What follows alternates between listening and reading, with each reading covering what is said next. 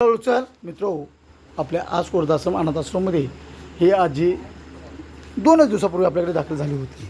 येताना हिला पूर्णपणे आपण झोळीमध्ये घेऊन आलो होतो. 4-5 जणांनी हिला धरलेलो होतो झोळीमध्ये. आज ही आजी आपल्या पायावरती स्वतः आज कोरदाश्रम अनाथ आश्रममध्ये चालते मित्रो. एक तर हे बघा, आपले या जागेवरती झोपलेले आजी आजोबा. बाबा हे पहा, ये म्हातारी ये, झालं 2 पावलं ये, फक्त ये. गुड, खूप छान. ए बघ रे, खूप छान म्हातारे.